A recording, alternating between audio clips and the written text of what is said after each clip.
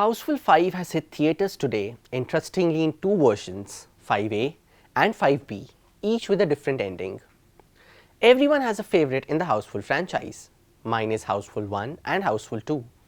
None of the 5 films so far are connected in any way except for 3 actors the series has managed to retain since the very beginning: Akshay Kumar, Riteish Deshmukh and Chunky Pandey. The issue with Houseful 5 is that these 3 are the only ones who truly understand the tough art of making people laugh, out of an ensemble of 19 actors. Hello everyone, my name is Rishabh Suri, and in this episode of our movie review, I am going to discuss what works and doesn't work in the latest installment of the Houseful franchise, Houseful 5.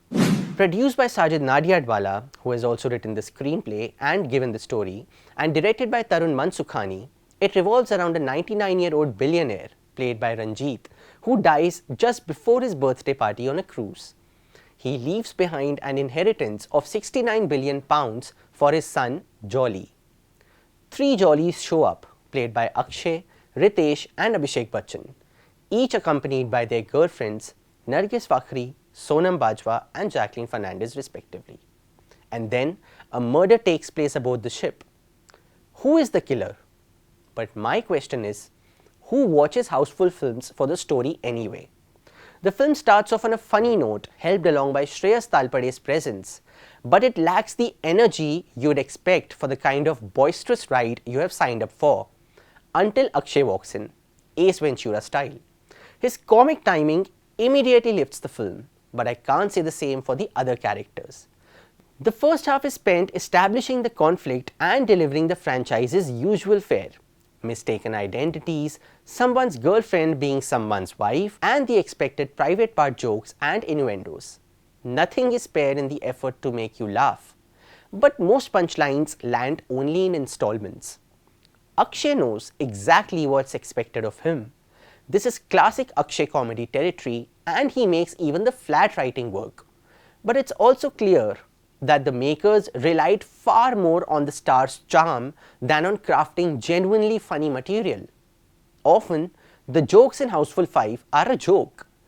There are a couple of problematic sequences too, but you ignore those because the makers never claimed that they are setting out to make a politically correct film. The second half of the film shifts into crime investigation mode, led by 2 suspended cops, Baba, played by Jackie Shroff, and Bhidu, played by Sanjay Dutt.